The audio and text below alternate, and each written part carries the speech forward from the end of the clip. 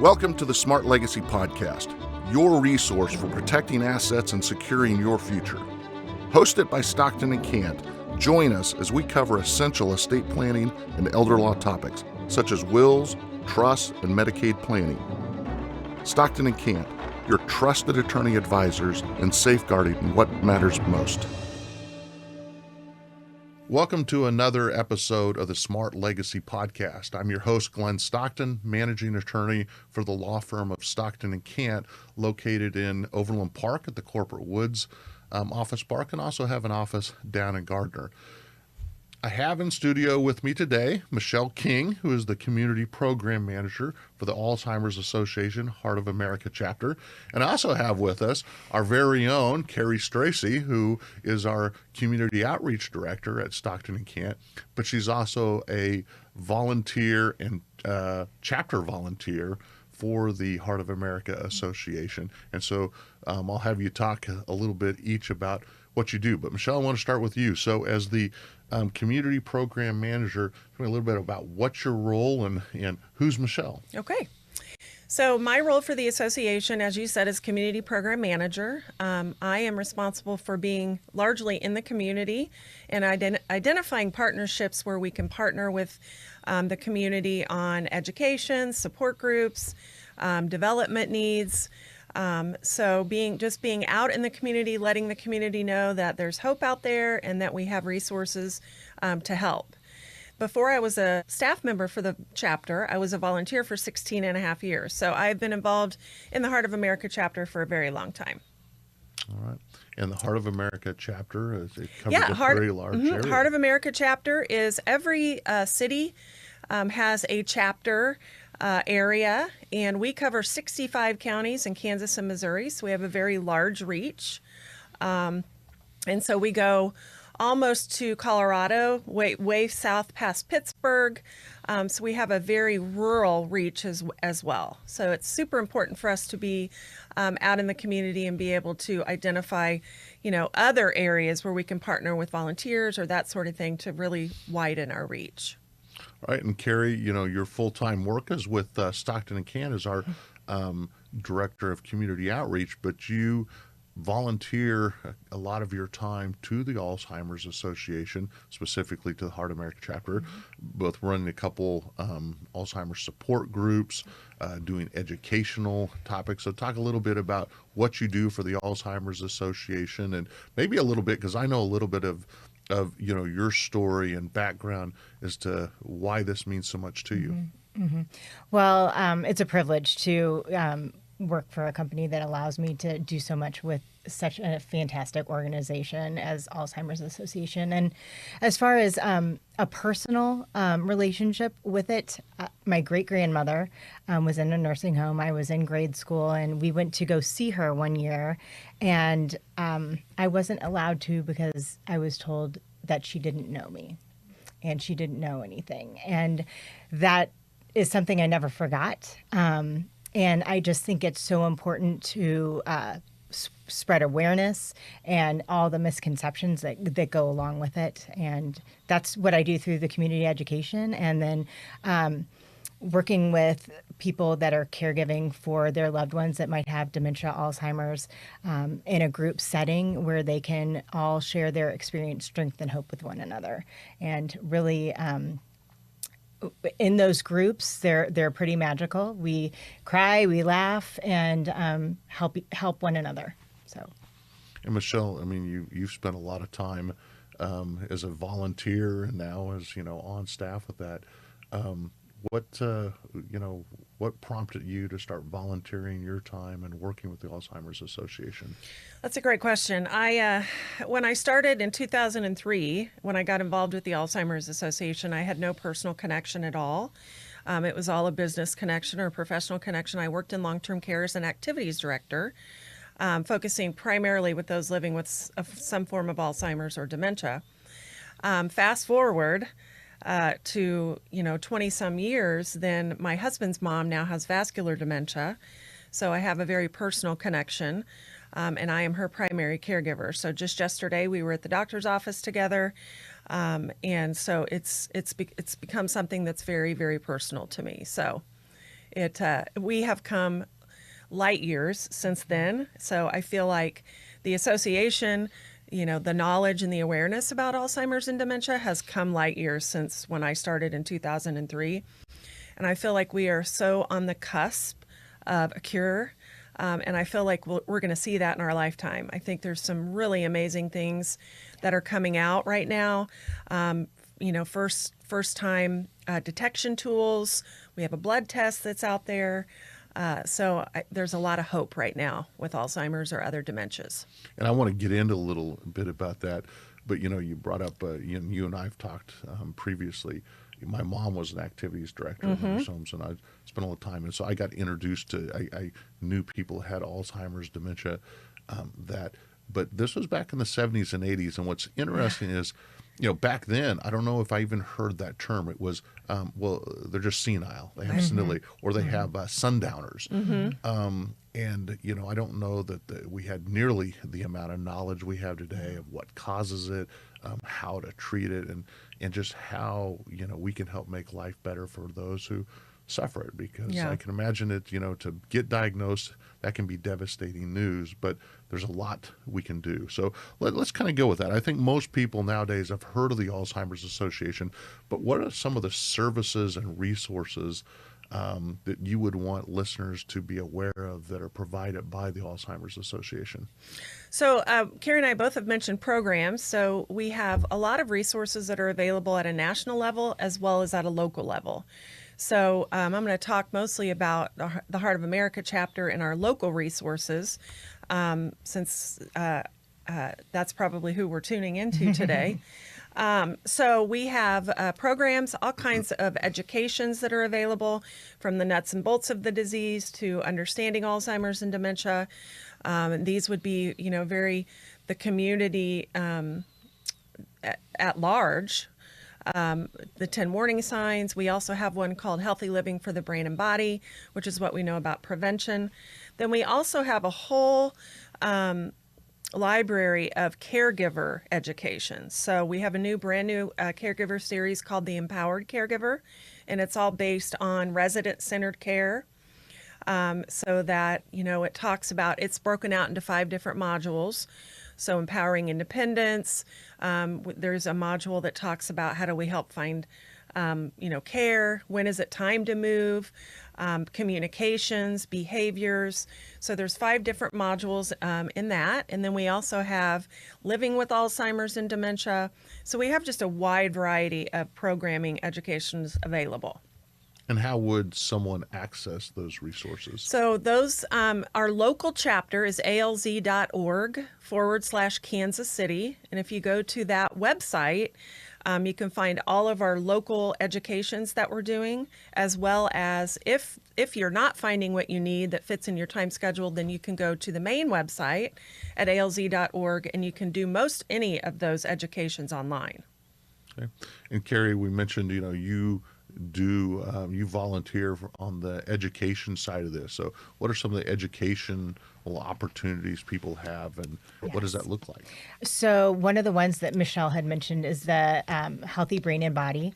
And I was able to do that for an insurance group, and they were able to use that as a CE. So they have to have these continuing education credits. So there's companies that can reach out to us and we can give those. There's also a money managing, and that's a really neat one because it talks about legalities, but it also talks about ways that you can talk to your loved one, where you're protecting dignity and just ways to have those difficult conversations easier. And I think, at least from my perspective in helping clients and families through this, protecting that dignity is important. And we want everyone to be as independent as they can be and want to be. And so how do you preserve that independence and still give them meaning in life? And so any thoughts you guys have on any of that, especially as it relates to finances and money management, which sometimes, those skills, dementia, Alzheimer's, any kind of cognitive ailment can impact that. So any thoughts you have? Yeah, I'm glad you asked that. So we have a event coming up in October, and you guys are actually going to be there with us. Stockton will be there with us. it's called Empowering Independence. And so we're going to have the Alzheimer's Association, one of our community educators will be educating on how do we empower independence? How do we help people with services and support to stay and live at home longer? It just for, being happy at home. And what we know is that most people do best when they're at home. So services from the outside that we can bring in to help people live successfully at home. So that's on October 8th. There's a lot of resources that are going to be there, and it's at Church of the Resurrection. Yeah, Church of the Resurrection. Mm-hmm. And they can probably find out more about that on the website as well, the chapter website. So that's October 8th. Any other events you guys have coming up here in the near future? Yeah, we also have one at the end of October called Navigating the Holidays, and that's one that we do in October and November. And it's basically about, how do you have a successful holiday with somebody living with Alzheimer's and dementia? What do we modify when it comes to environment? What do we modify when it comes to expectations about our loved one with Alzheimer's and dementia? So we even go into traveling with your loved one with Alzheimer's and dementia and how that looks and things you can do to prepare for that. So that's going to be at, and we're doing that one together as well, at the Overland Park Memorial Chapel. Yeah. That's right. On October 29th. So again, that will be myself speaking, it will be Carrie speaking, and then we're going to talk a little bit about finance or planning, for final expenses and why, when and if someone is diagnosed, why it's important to have those conversations then so that they can be part of it. I think this is so important, Carrie. You brought up about how, when you were young, that personal connection going in and, you can't go in and visit because we are to let family who maybe isn't familiar with this or has experiences. I remember the first time I met somebody that had, and I don't know if it was dementia, Alzheimer's, and we're going to get into the differences of that here in a minute, but I know I was young and it was a little scary actually to me because I didn't know what she was talking about or why she was talking the way she was. And so when my mom then saw that, was able to come in and just join in the conversation and give that. So I think that's really neat.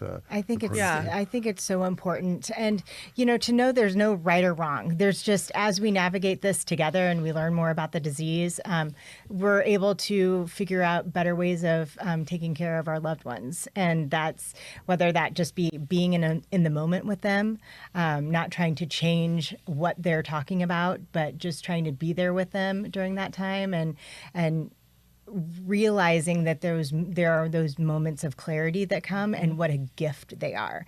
And I think that's where the support group really helps as well, because people come in when they're new to this and their loved ones acting different than they ever had. And they feel bad about maybe not telling them the truth about things, but they learn also that there are ways to redirect and it's okay to say different things to just keep that person happy and content. So there's just so many tips and tricks that people gain from one another from the knowledge, but also from the website as well. Yeah, and I think too that, I mentioned earlier that I feel like we've come light years. I think we've come light years in the connotation associated with Alzheimer's and dementia. So you mentioned earlier senile dementia, or, we used to think people were crazy, like people thought it was a mental issue. And so, now we know that people can live well and live long with this disease. So it's no longer something that is a hush-hush topic. Right. And I contribute that a lot to people are talking about it now, and I think it's because we've learned much more about it, but also because we've had some famous people in the news, which opens up that door and really makes it as, something that it's okay to talk about it. These are just normal people. It's not, it's not something that we need to hush hush or brush under the rug anymore. People can live with this and be okay. So, again, I feel like now more than ever, there's just a lot of hope that surrounds Alzheimer's and dementia. So let's talk a little bit about the difference. We mentioned in the same sentence frequently Alzheimer's and dementia. but there's Yeah, a difference. So there is a talk little bit difference. about what is each and what are the differences? Yeah, so Alzheimer's is the umbrella term. So very much like cancer is the umbrella term. So cancer or Alzheimer's being the umbrella, and then underneath that is where Alzheimer's lives under dementia as the umbrella. So to date, we know there's over 200 different types of dementia. Alzheimer's is the most prevalent, and the greatest known risk factor for Alzheimer's is age. So as we age past, 75, 80 years old, chances go up every 3 to 5 years of getting higher risk of getting the disease, the Alzheimer's type of dementia. So there's Lewy body dementia, which is what Bruce Willis has. Frontal temporal is what Bruce Willis has. Robin Williams had Lewy body dementia. There's also a Parkinson's type of dementia. So, like I said, to date, we know there's over 200 different types of dementia. What is a typical progression when somebody first gets diagnosed? Because when they've been diagnosed, often there's been signs going in. What does that look like? And then how does this progress over time? And, how do the different types of dementia we may have play into that progression? I wish I had a solid answer for you on that, Glenn. But the reality is, when you've met one person with dementia, you've met one person with dementia. Right. So there's so many different types of dementia. Your dementia may look completely different than my dementia. We might be diagnosed at the exact same day, but your progression is going to be completely different than my progression. And it's all based on what other comorbidities do you have? What else is going on in your body? Are you healthy otherwise? If so, then your progression may be much slower than mine. If I were to have heart disease and diabetes and all these other things happening in my body, then chances are my progression is going to go much faster. The other is the type of dementia. So what we know about FTD, frontal temporal dementia, is that it progresses rapidly. So that's the one that folks are diagnosed early in age, 50s, 60s. In fact, today, before I came, I got an email from a guy here in Kansas City that was just diagnosed at 39. Yeah. So what we know about that type of dementia is that it's very rapid. It progresses quickly. The Alzheimer's type of dementia, if you're diagnosed late in life, you could live 15 to 20 years with Alzheimer's. So it really depends on the type and what else is going on in your body. You talked about that, the correlation of age to Alzheimer's, that's one of the correlations that goes in. And I suppose we can avoid getting older, but I'm not sure I like that option. But what other risk factors are there with dementia and Alzheimer's? So one thing that we know about the disease, and we try really hard as a chapter to let the community know, is that you can modify your risks of getting Alzheimer's or another dementia. And it's all largely based on brain health.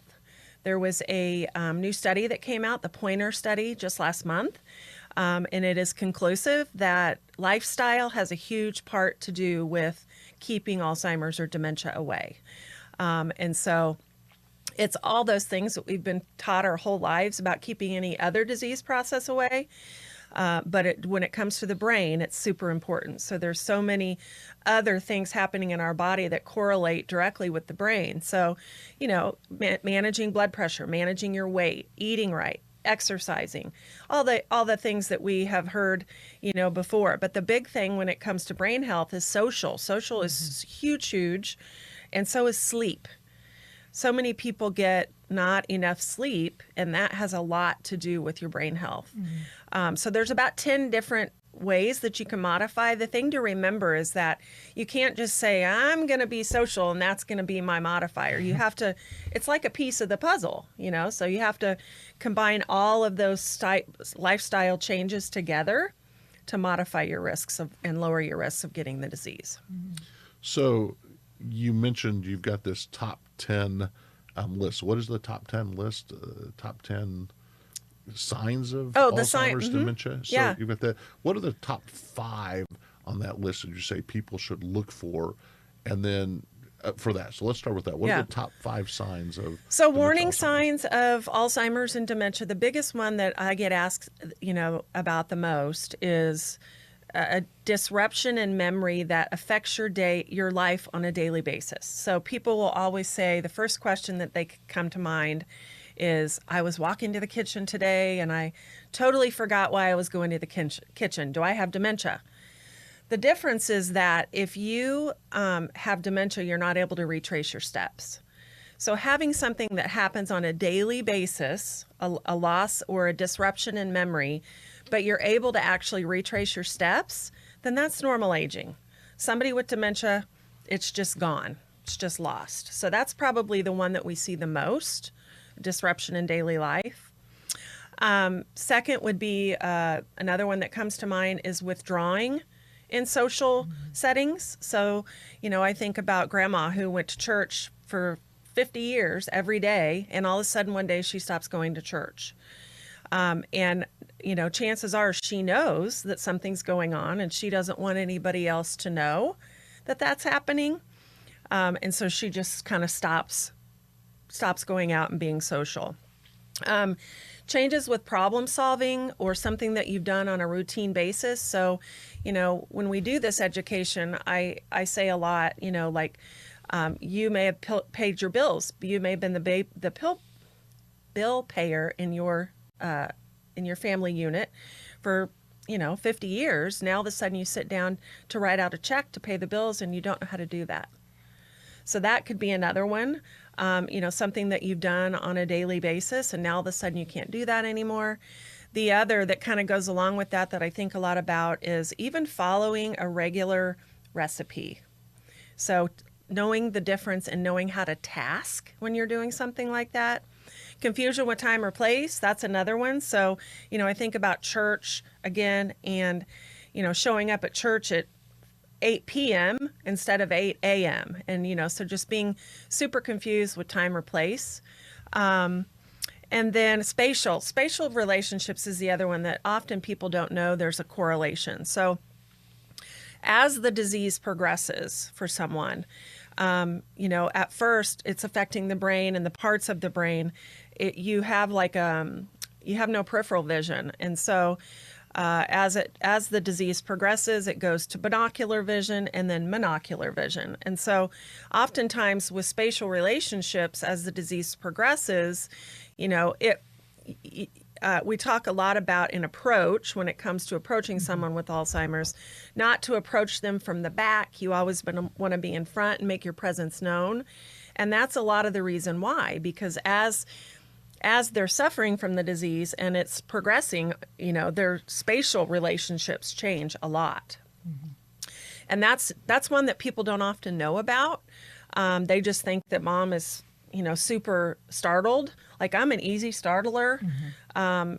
I don't, and the other thing you might look at with that too is your hearing, because if you can't hear somebody behind you and then all of a sudden they reach out and touch you from the back and they're totally startled because they have no peripheral vision. So those are probably the 5 that I think are the ones that we talk the most about. There are an additional 5 there. You can find that information on our website as well. It's called Know the 10 Signs. And then it's an education that we do often. And again, that website is what? It's alz.org/Kansas City is our local chapter. And then at the main chapter, the national chapter is just alz.org. And there's a search bar on the main chapter. You could put any topic in that search bar and it will pull up article after article, education after education. It's a great resource. And I think, the education is so key to this. So let's start with this. How can families support a loved one after diagnosis? They've gotten this diagnosis. How do families and loved ones support? You want to talk about that? Well, I think that number one is they need to connect with the Alzheimer's Association and see what kind of support groups are near them. That is I can't tell you how many families come and say, "Oh gosh, I wish I would have come sooner." I think there's shame. People have shame in how they have treated their loved one because they just didn't know better. And knowing that we're all in this together, we're trying to do the best we can, and there's just no shame in that. And I think that power of knowing you're not alone is so important. And one of the support groups that I do, there's a couple of gentlemen that their wives have Alzheimer's, and they have become good friends. They travel together. So it's just the relationships that can come out of this with something that seems so grave and terrible. There can be wonderful things that come from it. Any advice you have to families of that they're feeling overwhelmed? Any advice you could give for them when they feel overwhelmed, besides beyond what we've talked about already? Ask for help. Ask for help. That is, I think, one of the hardest things for anybody to do. They want to think that they can do this themselves, and be transparent with your family about what's going on. Oftentimes we want to protect our loved one. We want to protect their dignity. We talked about that in the beginning. We don't want people to know how maybe challenging things really are. And when we don't share that with others, we're not allowing the other people in our lives that love us and love that one to help. So we're kind of cheating them out of that. So I think being transparent and knowing that there's nothing to be ashamed of, that this is more common than we like it to be, but there are so many things that we can do when we talk about it. And I think caregiving is, we often, when we think about caregiving, the person is trying so hard to do things on their own. And that's what we talk about in the Empower Caregiver series as well, is what is a caregiver? Because oftentimes children or spouses, they don't see themselves as a caregiver, but they are truly a caregiver.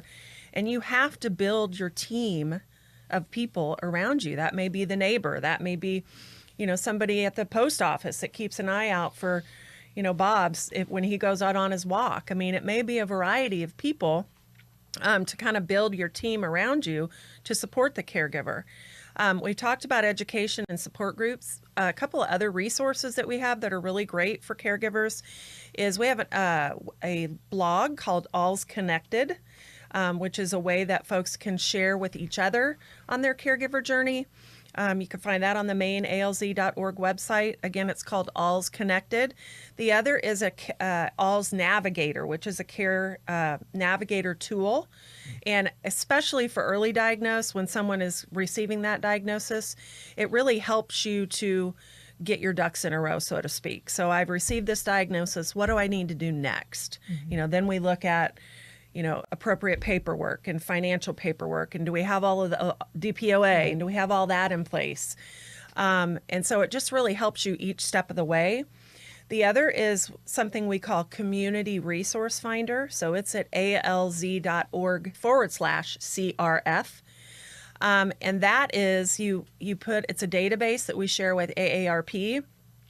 You put in your zip code and you click on whatever resource it is that you're looking for. Could be home care, could be primary care, could be long-term care, whatever the resource is, and it pulls up everybody in your area. So that's another really great resource when people are looking for outside help and they don't really know where to begin, because as we all know, there's so many different companies out there to choose from. So and then the other is our Alzheimer's 1-800 helpline. So that is truly a 24/7 helpline answered by a mastered level clinician in over 200 languages. Could be a 5-minute conversation, could be a 5-hour conversation. It could be a question as easy as, I'm getting ready to go to the doctor tomorrow and I don't know what questions to ask. It could be, mom's outside and I can't get her in. Can you help walk me through that? Could be a medication question. It doesn't really matter. The 1-800 line is there to help you. And that phone number is 1-800-292-3900. So oftentimes, I think you mentioned earlier, people don't know that couple of things. People don't know still today that the Alzheimer's Association exists, and they certainly don't know that there's a 1-800 number. So those two things are super, super imperative for the community to know. There's so many great resources out there, and I think, one of the things I'm hearing from both of you is what, I talk to people about all the time is, seek help early, get Yes. information. It's part of why we do this podcast. I want Right. people to understand, to be educated about things, understand what resources are available to them. We get a diagnosis, again, it can progress at different speeds, but often, there's still time to make adjustments, and that's going in. All right, Carrie, I want to shift gears a little bit. So you serve on a committee, and there's kind of been a rebranding within the Yes. Alzheimer's Association. Many of us are familiar with the longest day, Right. and you serve on one of the committees. But I just learned today that, that we're changing that up a little bit, which I think to get a broader scope and reach what it is. So start with you, Carrie, but then Michelle, I want you to kick into on the ideas of this. So tell us a little bit about your committee work and what you guys are Right. doing. I had never really understood what the longest day actually was until getting involved with the Alzheimer's Association, and they are rebranding it where it's called "Do What You Love to End Alls," and what it is, it's another fundraiser besides the walk that can be done. Anyone, anywhere can do it, and they can do it. Maybe they love to bake, so they can do a bake sale, and those proceeds can go towards ending Alzheimer's. So there's so many different things. It's rather than just, focusing on fundraising for the walk, that you don't have to have a team to do. You can do it by yourself. Lots of restaurants. One of my daughter works at Baskin Robbins, and they took 10% of their proceeds and donated it to the cause. So really anyone, anywhere can be involved in it. Yeah. So the longest day for many years was known as a do-it-yourself fundraiser. And, there was a lot of question around, there was an actual season, longest day season. And, working at the association, we were like, well, this just doesn't seem like, we could be doing it all year round. So, they finally listened to, what folks were saying in the community and, some of their biggest fundraisers were saying, and, made the shift. Carrie mentioned we have people that do bake sales. We have people that ride bikes. We have people that climb stairs. We have people who, play golf. We just had one of our golf tournaments last week. So it truly is taking whatever you're already passionate about and turning it into a way to raise funds for Alzheimer's. So it's a great, I think it has a great future. I'm excited about some of the new things. We've got a brand new website that goes along with it, which will make things so much easier for folks to get involved.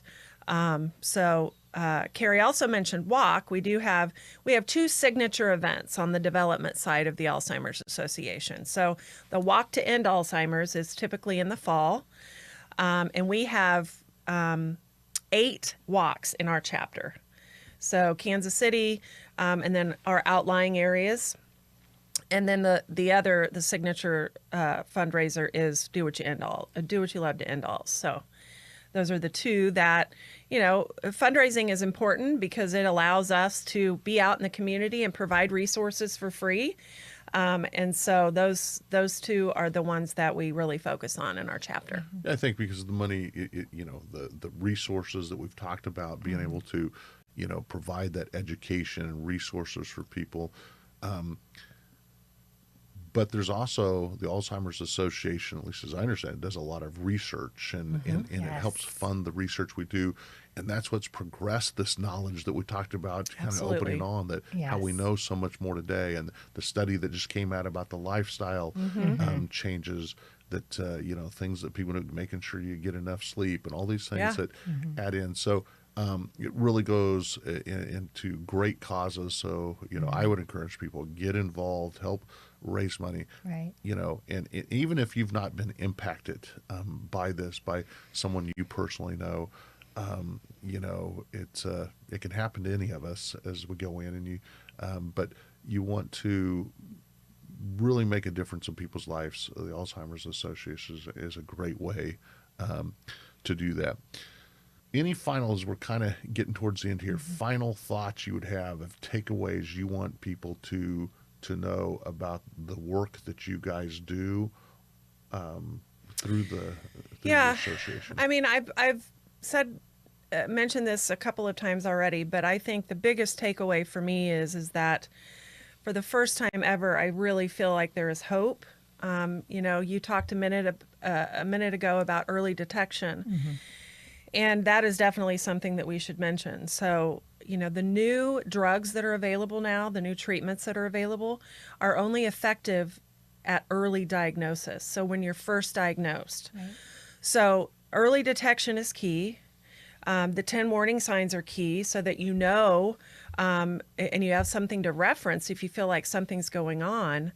It's never too late or too early to focus on brain health. So it's also never too early or late to, go to the neurologist or get a cognitive test so that you have a baseline. And if you're having major changes in your cognition. So I would say, that more than anything, early detection is key. And also so that you have some say-so in the process. So if you have a conversation with someone when they're early diagnosed, they're able to tell you what they want and what they don't want. Oftentimes we see people diagnosed in the mid to late stages of the disease, and they're already to the point where they have to have people make their decisions for them, and nobody wants to have their decisions made for them. So I will say one last thing. One of my friends, her husband was diagnosed at 57 years old, and he was an admiral in the Army. He was a very prominent person in his community. And when he was diagnosed early onset, but he was still very, very, independent and able to make his needs known. So she sat him down and told him what was going on. And he said, she said to him, "What is the one thing that you want me to know? What is the one thing that you don't want to happen?" And he said, "I want to keep my dignity." And she said, "Well, what does that mean?" And he said, "I don't ever want to wear sweatpants and a sweatshirt." He said, "I want to wear a button-down shirt and khaki pants until the day I die." And so that was super important to him. And so in the early stages of diagnosis, you can have those conversations with people.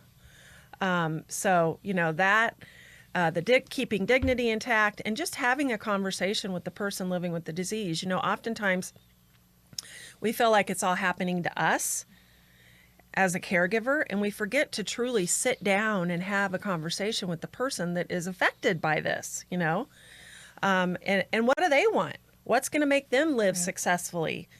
What's important to them and what isn't important to them? So, and Carrie mentioned that earlier, just being real, having a real conversation and not being afraid to talk about it. I just had a conversation with my mother-in-law yesterday about her dementia progressing. That is not what she wanted to hear, but we had that conversation.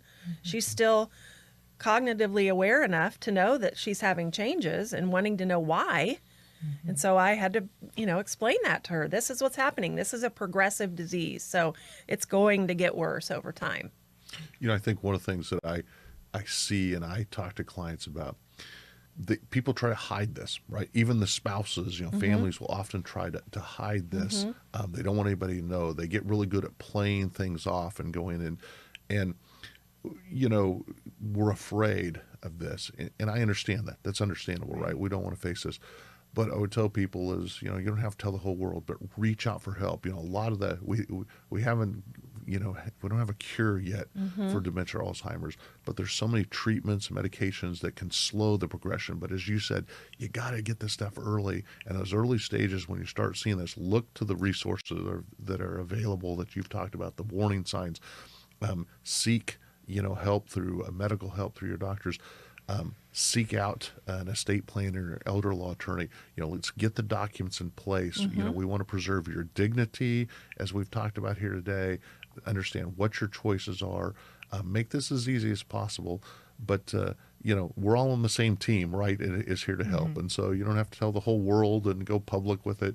but make sure that you're seeking that help. And I think that is so key. But I see people avoiding it. They'll even come into a point to me, and I'm trying to tell them, look, I'm on your team, but I can see, I'm always, as an attorney, I'm trying to get a baseline as to what's their cognitive, level. Do they understand what we're doing? And when I'm meeting with them from year to year, if I start seeing differences, and I can sometimes detect they're trying to hide it. They'll joke, they play little things, they laugh things off, or sometimes they just withdraw, let their spouse talk. And spouses often jump in to help out because they're covering up for them too, and they just answer the questions. So get that help, seek it, because there's so much out there that can really slow the progression of this stuff out, and hopefully one day we'll find the cure. Yeah. All right. Well, I want to make one last mention again of these upcoming dates you have. You have 2 of them. So for our listeners, if you'll give them those dates one last time. October 8th, Empowering Independence at Church of the Resurrection. It's from 5 to 7 p.m. And can anybody come? Anybody can come. There is, if you go to our website, to the CRF, and you put in educations, you'll find that, and you can register right on the CRF. So alz.org/CRF. Okay. And the second one? The second one is October 29th. At Johnson County Memorial Chapel. But they can find information on the website again. And anybody can attend that one as well. And that's going to be a really good one, because we're going to talk about those difficult conversations and how to navigate that during the holidays effectively. Yeah. And that you can find on the CRF as well. Okay. Well, thank you, Michelle. Thank you, Carrie. It's fun to have you on here as well. And I appreciate you being on today. And with that, I want to thank everybody for tuning in on this. I hope, again, this was something that was useful and relevant. If you want to get more information about Alzheimer's, go to their website, check out the resources there. Thank you for tuning in. I'd encourage you, like and subscribe. You can find us on Spotify, YouTube, as well as Apple Podcasts, and you can find past as well as future episodes of the podcast on our website at stocktonlaw.com. So thank you for tuning in.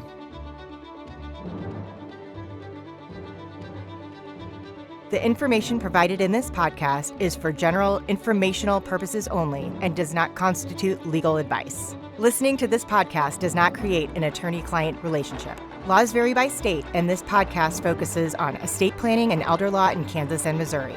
If you are located in Kansas or Missouri and require legal advice, please contact our office. Otherwise, consult a qualified attorney licensed in your jurisdiction.